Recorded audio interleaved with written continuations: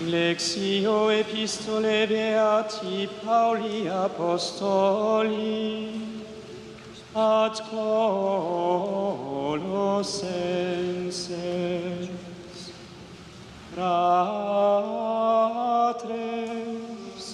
si consurrexistis cum Christo, quae sursum sunt querite, ubi Christus est in dextera Dei sedes, quae sursum sunt sapite, quae nonque super terra.